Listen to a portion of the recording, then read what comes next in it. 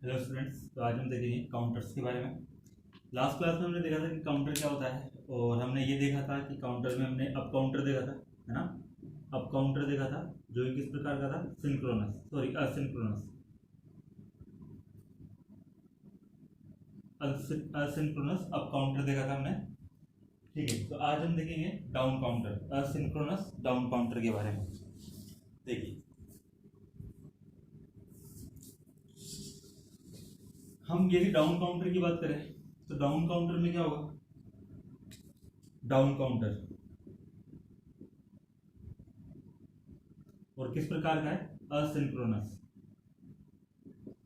क्योंकि ये down counter है तो इसमें जो स्टेट जो चेंज होगी वो क्या, मतलब वो क्या, देखिए यदि हमारे पास काउंटर के अंदर एन फ्लिप फ्लॉप है ना।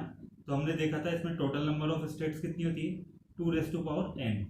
इतनी इसमें टोटल स्टेट्स होती है। ये स्टेट्स की वैल्यूज कहाँ से कहाँ तक जाती है, जीरो से लेकर 2 रेज़ टू पावर n-1 तक। यदि अप काउंटर होता है तो स्टेट में जो आपको परिवर्तन होता है कैसे होता है, अप काउंटर में पहले 0 से 1, फिर 1 से 2, फिर 2 से 3, फिर 3 से 4, और इस तरह से लास्ट में 2 रेज़ टू पावर n-1 तक स्टेट आपकी चेंज होगी, और फिर अगली क्लॉक के अंदर वापस से 0। तो ये साइकिल चलता है, मतलब असेंडिंग ऑर्डर में, किसमें, अप काउंटर में। लेकिन यदि हम डाउन काउंटर की बात करें तो यही ऑर्डर उल्टा हो जाता है, यानी कि सबसे पहले स्टेट आपको कौन सी प्राप्त होगी, 2 रेज़ टू n-1 वाली। फिर इस तरह से कम होती जाएगी। फिर जैसे लास्ट में यहाँ पे 4 मिली तो 4 से क्या प्राप्त होगा आपको, अगली क्लॉक साइकिल में 3। फिर 3 के बाद अगली क्लॉक साइकिल में क्या प्राप्त होगा, 2। 2 के बाद अगली क्लॉक साइकिल में 1, और 1 के बाद 0, और 0 से वापस से 2 रेज़ टू पावर n-1। तो ये साइकिल चलता है अपना, है ना, किसमें, डाउन काउंटर में। ठीक है, तो डाउन काउंटर में एक बात ध्यान रखिएगा, वही अगर फ्लिप फ्लॉप यदि हम 2 ले लेते हैं तो टोटल नंबर ऑफ स्टेट कितनी हो जाएगी, 4, है ना। और 4 स्टेट के अंदर डाउन काउंटर के अंदर जो काउंटिंग होगी वो किस तरह से होगी, सबसे पहले स्टेट आपको प्राप्त होगी फोर्थ, फिर फोर्थ से थर्ड, फिर थर्ड से सेकंड, फिर सेकंड से फर्स्ट स्टेट, और फिर वापस से इससे फोर्थ। तो ये मतलब डिसेंडिंग ऑर्डर के अंदर आपका मतलब जो काउंटर है वो अपनी स्टेट को मतलब मॉडिफाई करेगा, इसको चेंज करेगा ना। तो इस प्रकार के काउंटर को हम क्या बोलेंगे, डाउन काउंटर। अब क्योंकि ये डाउन काउंटर असिंक्रोनस है, तो असिंक्रोनस काउंटर कौन से होते हैं, जिसमें हम मेन क्लॉक किसको देते हैं, फर्स्ट फ्लिप फ्लॉप को। फर्स्ट फ्लिप फ्लॉप को तो क्या दे देंगे, इनपुट क्लॉक। ठीक है, और इससे आगे वाले जितने फ्लिप फ्लॉप होंगे उनको हम क्लॉक कहां से देंगे, उसके पीछे वाले फ्लिप फ्लॉप के आउटपुट से, है ना। पहले फ्लिप फ्लॉप को हम इनपुट क्लॉक दे देंगे, और आगे आने वाले सभी फ्लिप फ्लॉप को हम क्लॉक कहां से देंगे, पीछे वाले फ्लिप फ्लॉप के आउटपुट से। ठीक है, तो हम एक बार देखते हैं सबसे सिंपलेस्ट जो डाउन काउंटर है, तो वो देखते हैं हम। तो देखिए, सबसे पहले हम बात करते हैं किसकी, 2 बिट। सबसे पहले हम बात करते हैं यहाँ पे 2 बिट डाउन काउंटर की। 2 बिट असिंक्रोनस डाउन काउंटर। देखिए, ये 2 बिट आपका काउंटर है, तो यानी कि यहाँ पे फ्लिप फ्लॉप की संख्या कितनी होगी, फ्लिप फ्लॉप कितने होंगे, 2। 2 फ्लिप फ्लॉप है तो नंबर ऑफ स्टेट कितनी होगी, टोटल नंबर ऑफ स्टेट्स कितनी हो जाएगी, 2 रेज़ टू पावर 2 यानी कि 4। और यही चीज हमारी क्या है, इसी चीज को हम क्या बोलते हैं, फ्लिप मतलब काउंटर का counters modulus number, modulus number. ठीक है, तो ये हमारे, तो इसी फ्लिप फ्लॉप को या तो हम बोले 2 बिट सिंक्रोनस डाउन काउंटर, या फिर इसको हम बोल सकते हैं मोड 4, है ना। इसी का नाम क्या हो सकता है, मोड 4 असिंक्रोनस डाउन काउंटर, ये भी हम इसको बोल सकते हैं। तो अब हम स्टार्ट करते हैं कि हम इसको किस प्रकार से डिजाइन करेंगे ना। तो देखिए, सबसे पहले हम एक ही फ्लिप फ्लॉप का उपयोग कर रहे हैं, टी फ्लिप फ्लॉप का हम उपयोग कर रहे हैं, जे के फ्लिप फ्लॉप का भी उपयोग कर सकते हैं। लेकिन जे के फ्लिप फ्लॉप में हम उसके अंदर क्या करेंगे, जे और के दोनों को कॉमन करके उसके ऊपर 1 अप्लाई कर देंगे। तो हम यहाँ पे सिंपल टी फ्लिप फ्लॉप के द्वारा इसको यूज कर रहे हैं ना। तो क्योंकि हम 2 बिट असिंक्रोनस की बात कर रहे थे, फ्लिप फ्लॉप कितने होंगे, 2। तो 2 मैंने टी फ्लिप फ्लॉप बना ली, ये T1 हो गया, ये Q1 हो गया, और ये Q1 बार। फिर मैंने अगला फ्लिप फ्लॉप बना लिया T2 Q1 Q2 sorry Q2 बार। T1 और T2 दोनों ही पर क्या अप्लाई किया जाएगा 1, और 1 अप्लाई करने के लिए यहाँ पे प्लस VCC यानी कि लॉजिक 1। ठीक है, इसको मेन इनपुट जो क्लॉक होगी वो हम अप्लाई कर देंगे। मैंने मान लिया ये फ्लिप फ्लॉप में कैसा काम में ले रहा हूँ, नेगेटिव एज ट्रिगर्ड है ना, तो ये इनपुट क्लॉक। ठीक है, इसको क्लॉक कहाँ से दी जाएगी, इससे प्रीवियस वाले फ्लिप फ्लॉप के आउटपुट से। अब आउटपुट हम Q1 से देंगे या Q1 बार से देंगे वो हम देखते हैं, है ना। देखिए, यदि हमने अप काउंटर की बात की थी तो अप काउंटर हमने इस प्रकार से देखा था कि यदि मैंने negative edge triggered flip flop काम में लिया था तो उस वाले केस के लिए अप काउंटर के लिए अगले वाले फ्लिप फ्लॉप को क्लॉक कहाँ से दे रहे थे, नॉन इन्वर्टेड आउटपुट से यानी कि Q1 से। यदि हम यदि हम मतलब यहाँ पे पॉजिटिव देखो, अप काउंटर के लिए तो हमने क्या देखा था, इसको लिख देता हूँ मैं एक बार, है ना। अप काउंटर के लिए हमारे पास कॉम्बिनेशन क्या होना चाहिए, किस किस का, एक तो मतलब फ्लिप फ्लॉप का और दूसरा क्लॉक का, है ना। ये फ्लिप फ्लॉप और क्लॉक का कॉम्बिनेशन क्या होना चाहिए। यदि flip flop positive edge triggered है,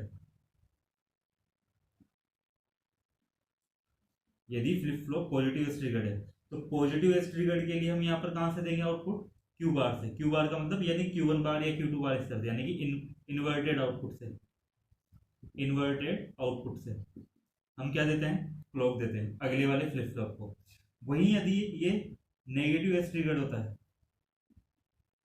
वहीं पर यदि ये नेगेटिव एज ट्रिगर्ड होता है तो उस वाले केस में हम यहाँ पर अगले वाले फ्लिप फ्लॉप का आउटकम कहाँ से देंगे, सिंपल नॉन इन्वर्टेड आउटपुट से, नॉन इन्वर्टेड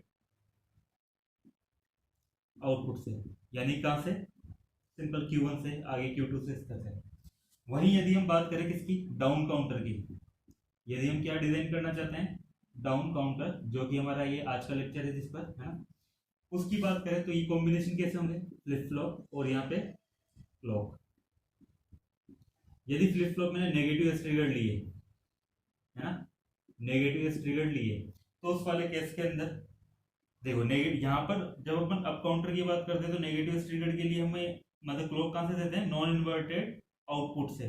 जबकि डाउन काउंटर में हम नेगेटिव एज ट्रिगर्ड के लिए हम यहाँ पे क्लॉक कहाँ से देंगे, इन्वर्टेड आउटपुट से, यानी कि Q बार से, इन्वर्टेड आउटपुट से हम यहाँ पर इसको क्लॉक देते हैं ना। क्लॉक किसको देंगे, आगे वाले फ्लिप फ्लॉप को। इसी प्रकार से यदि हमारा पॉजिटिव एज ट्रिगर्ड है, पॉजिटिव एज ट्रिगर्ड है, तो हम यहाँ पर इसको आउटकम मतलब क्लॉक कहाँ से देंगे, नॉन इन्वर्टेड आउटपुट से ना, नॉन इन्वर्टेड आउटपुट से।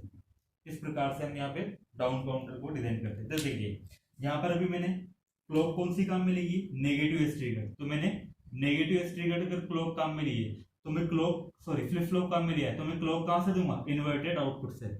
और इन्वर्टेड आउटपुट कौन सा, ये वाला, तो मैं यही से इसको अप्लाई, इसको क्लॉक दे दूंगा, है ना। ये हो गया। अब आउटकम हम यहाँ पर जनरेट कर लेंगे, तो ये ध्यान रखिएगा ना, ये टेबल,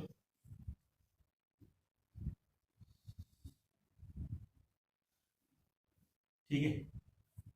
तो ये हमारा हो गया 2 बिट का। अब हम इसके अंदर एक बार और ये हमारी आउटपुट लाइन हो जाएगी यहाँ पर, है ना। जिस फ्लिप फ्लॉप को हम इनपुट क्लॉक देते हैं वो वाली कौन सी बिट बनाता है, LSB, और सबसे उधर इसके अलावा जो सेकेंड एंड पर जो होता है वो हमारी क्या बनाती है, MSB। ठीक है, अब हम एक बार इसको चेक कर लेते हैं कि ये सही से वर्क कर रहा है नहीं कर रहा है ना। तो यहाँ मैंने Q2 ले लिया और फिर यहाँ पे क्या ले लिया, Q1। ठीक है, जब कुछ भी अप्लाई नहीं था तो क्लॉक भी 0 थी, तो आउटकम भी कितने थे, 0 0। ठीक है, अब यहाँ पर देखिए दोनों फ्लिप फ्लॉप पर आपके पास कितना आ रखा है, लॉजिक 1 लगा हुआ है। टॉगल फ्लिप फ्लॉप के अंदर जब 1 अप्लाई होता है तो यानी कि क्लॉक के आते ही ये अपनी स्टेट को क्या कर देता है, टॉगल कर लेता है या इन्वर्ट कर लेता है एक बार।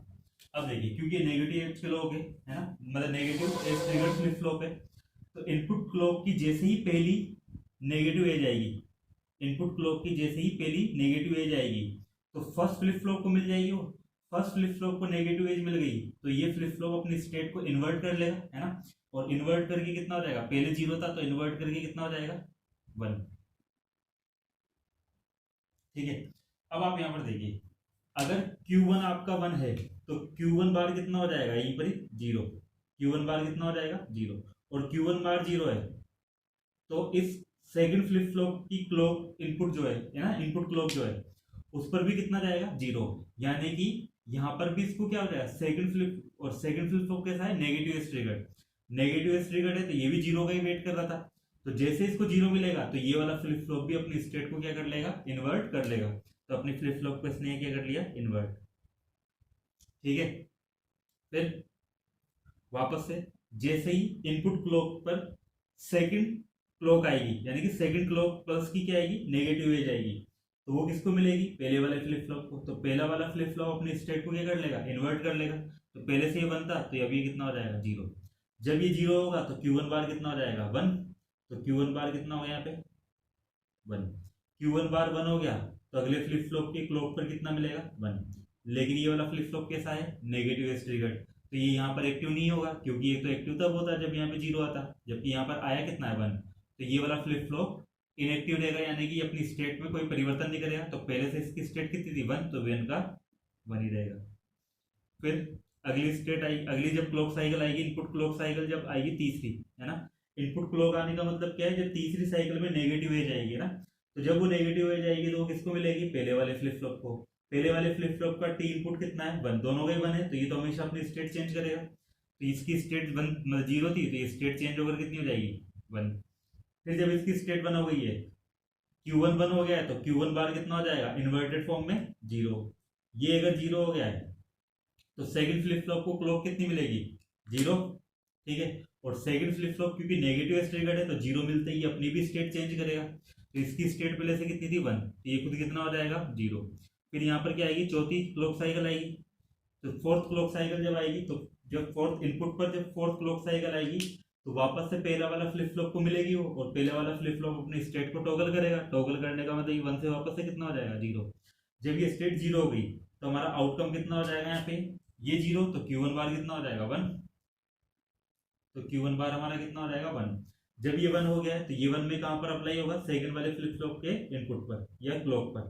सेकंड वाला फ्लिप फ्लॉप कैसा है, नेगेटिव एज ट्रिगर्ड है, जबकि यहाँ पे क्लॉक पे कितना मिल रहा है 1, तो ये इनएक्टिव रहेगा, यानी कि अपनी स्टेट को चेंज नहीं करेगा। तो इसकी स्टेट पहले से कितनी थी 0, तो ये 0 का 0 रहेगा। फिर जैसे ही पांचवी क्लॉक साइकिल आएगी तो ठीक उसी प्रकार देखो, मतलब जैसे पहले 0 0 था, जैसे ही क्लॉक आई थी 1 1 हो गया, तो वापस इसकी स्टेट क्या हो जाएगी 1 1। फिर 1 1 से कितनी हो जाएगी 1 0, फिर 0 1, फिर 0 0, तो यही रिपीट होता रहेगा बार बार, है ना। तो इस प्रकार देखिए, सबसे पहली क्लॉक पल्स पर इसकी स्टेट कितनी थी 1 1। 1 1 का मतलब कितना हो गया 3। 1 0 का मतलब डेसिमल में देखें तो 2, 0 1 का मतलब डेसिमल में 1, और 0 0 का मतलब 0। तो 0 से स्टार्ट हुआ, फिर 3 2 1 0, फिर वापस से कितना हो गया 3 2 1 0। तो देखिए यहाँ पर जो स्टेट में परिवर्तन हो रहा है वो डिसेंडिंग ऑर्डर में हो रहा है ना, डिसेंडिंग ऑर्डर में हो रहा है, इसीलिए इसको हम क्या बोल रहे हैं, डाउन काउंटर। तो स्टेट में परिवर्तन कैसे होगा, सबसे पहले 0 स्टेट में था, 0 से कहाँ चला गया, जब मतलब ये आपका काउंटर ऑन नहीं था। फर्स्ट क्लॉक आई तो ये थर्ड में चला गया, फिर उसके बाद अगली क्लॉक आई फर्स्ट क्लॉक में, फिर सेकंड क्लॉक में, फिर थर्ड क्लॉक में, और ये फोर्थ क्लॉक के अंदर वापस से कहां पर आ गया 0 में। फिर फिफ्थ क्लॉक आएगी तो 0 से 3 में, फिर अगली वाली पे 2 पे, फिर 1। तो इस तरह से डिसेंडिंग ऑर्डर में ये अपनी स्टेट को चेंज कर रहा है, इसलिए क्या है, डाउन काउंटर की तरह काम कर रहा है। देखिए यदि मैं यहाँ पर इसी फ्लिप फ्लॉप को, यदि डाउन काउंटर मतलब यहाँ पर मैं फ्लिप फ्लॉप को कैसा बनाता, पॉजिटिव ट्रिगर बनाता, है ना। अब देखो ये तो आपको समझ में आ गया होगा नेगेटिव ट्रिगर से, तो है ना। अब वही चीज यदि मैं फ्लिप फ्लॉप को नेगेटिव ट्रिगर के देखे पॉजिटिव ट्रिगर के रूप में काम में लेता, है ना, तो आई होप आपको वो जो मैंने अभी टेबल बनाई थी वो टेबल आपको याद होगी। तो उस टेबल के अकॉर्डिंग क्या था कि यदि हम डाउन काउंटर बनाना चाहते हैं और हमने फ्लिप फ्लॉप कैसा लिया है काम में, पॉजिटिव ट्रिगर काम में लिया है ना। यदि हमने यहाँ पर ये आपका पॉजिटिव ट्रिगर काम में लिया है फ्लिप फ्लॉप, तो उस वाले केस में हम यहाँ पर आउटकम कहाँ से देंगे, नॉन इन्वर्टेड आउटपुट से। पॉजिटिव ट्रिगर के लिए कहाँ से देंगे, नॉन इन्वर्टेड आउटपुट से, ठीक है। और Q1 भी यहीं से निकल जाएगा।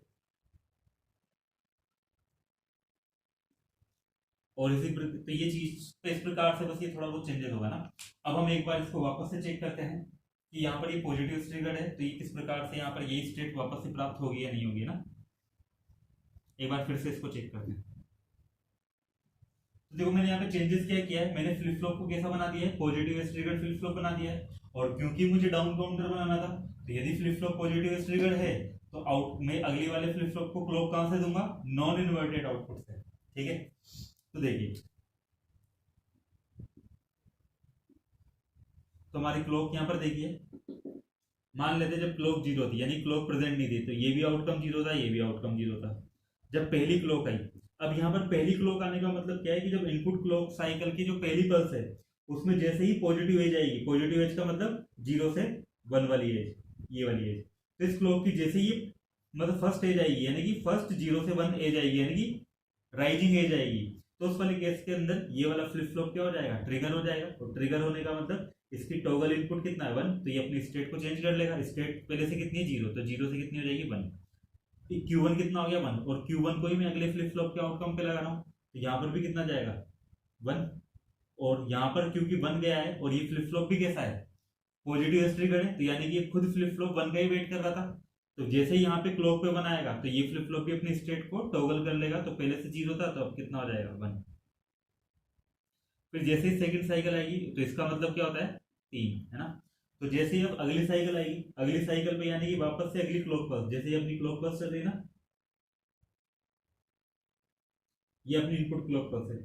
तो जब मैंने बोला था फर्स्ट साइकिल आने का मतलब क्या है, फर्स्ट राइजिंग एज जब आएगी, है ना। अब मैं यहाँ पर बोल रहा हूँ सेकंड क्लॉक का आने का मतलब क्या है, जब सेकंड राइजिंग एज आएगी, तो यानी कि ये वाली, इस मोमेंट की बात कर रहा हूँ ना।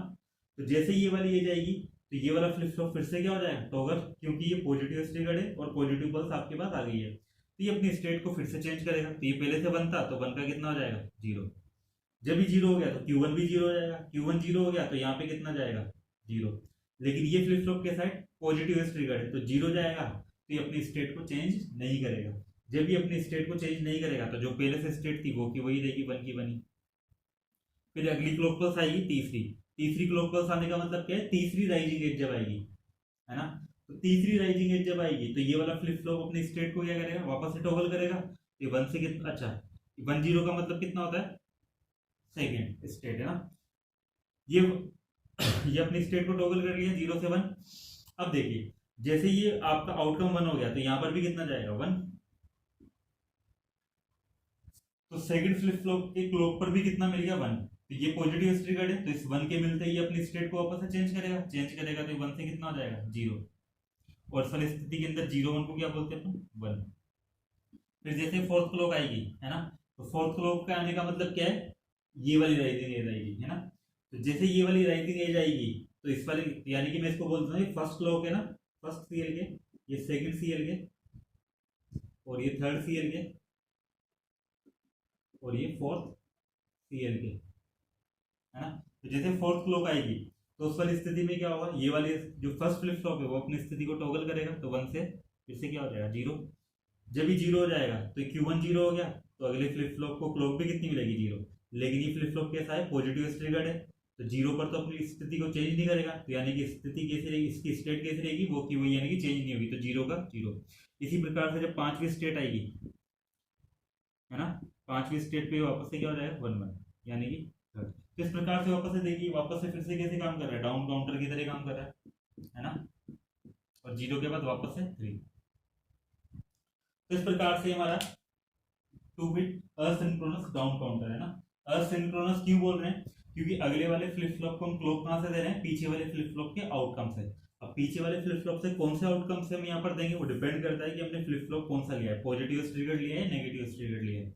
यदि पॉजिटिव ट्रिगर लिया है और हम डाउन काउंटर बना रहे हैं तो आउटकम कहां से देंगे, ऊपर, यानी कि क्यू से, यानी Q1 नॉन इन्वर्टेड आउटपुट से। यदि हम नेगेटिव ट्रिगर काम में ले रहे हैं तो इन्वर्टेड आउटपुट से हम यहाँ पे इसको क्लोज देंगे। तो ये हमारा 2 बिट का असिंक्रोनस काउंटर है। इसी प्रकार से हम यहाँ पर बना सकते हैं क्या, असिंक्रोनस काउंटर बना सकते हैं किसके द्वारा, 3 बिट का या मोड 8 का। मोड 8 का बोलो या 3 बिट का बोलो, एक बात एक ही है ना, मोड 3 या मोड 8। हम देखें यहाँ पर मोड 8 या 3 बिट असिंक्रोनस डाउन काउंटर, ठीक है। तो उसके अंदर वापस से क्या होगा, फर्स्ट फ्लिप फ्लॉप हमारा बनेगा यहाँ पे, फिर अगला फ्लिप फ्लॉप, ये 3 फ्लिप फ्लॉप होंगे क्योंकि 3 बिट का है। ये T1 हो गया, ये Q1, ये Q1 बार, T2 Q2 Q2 बार, T3 Q3 Q3 बार। देखिए सभी फ्लिप फ्लॉप के जो इनपुट है, मतलब जो टॉगल इनपुट है, सबको हम क्या कर देंगे, वापस से प्लस VCC से जोड़ देंगे, जिसका मतलब कितना है, लॉजिक 1 इस पर अप्लाई हो रहा है। ठीक है, अब हम यहाँ पर क्या करेंगे, वापस से हम डिसाइड कर लेते हैं कि हमें फ्लिप फ्लॉप कौन सा लेना है। मान लेते हैं मैं इसको पॉजिटिव स्ट्रिगर्ड ही काम में ले रहा हूँ, या नेगेटिव स्ट्रिगर्ड यहाँ बना रहा हूँ इसको ना। तो अगर ये नेगेटिव स्ट्रिगर्ड है ना, देखो नेगेटिव स्ट्रिगर्ड है और मुझे इसको किससे बनाना है, मुझे इसको बनाना है डाउन काउंटर। तो नेगेटिव स्ट्रिगर्ड वाले केस में हमने पढ़ा था कि अगर नेगेटिव स्ट्रिगर्ड है तो क्लॉक कहाँ से देंगे, इन्वर्टेड आउटपुट से। तो हम यहाँ से आउटपुट दे देंगे, इसको क्लॉक दे देंगे। तो यहाँ पर फिर जो आपका ये Q1 होगा, ये Q2 होगा और ये Q3 है, ये Q1 Q2 और ये Q3। ये हमारी आउटपुट स्टेट की LSB बिट को रिप्रेजेंट करेगा और ये आउटकम स्टेट की MSB बिट को रिप्रेजेंट करेगा। इस प्रकार से हमारा काम करेगा कौन सा, 3 बिट असिंक्रोनस डाउन काउंटर। इसी को यदि हम, ये भी नेगेटिव स्ट्रिगर्ड की फ्लिप फ्लॉप की बात की, यदि हम पॉजिटिव स्ट्रिगर्ड फ्लिप फ्लॉप से अगर इसको बनाएं तो पॉजिटिव स्ट्रिगर्ड से फ्लिप फ्लॉप से कैसे बनेगा ये,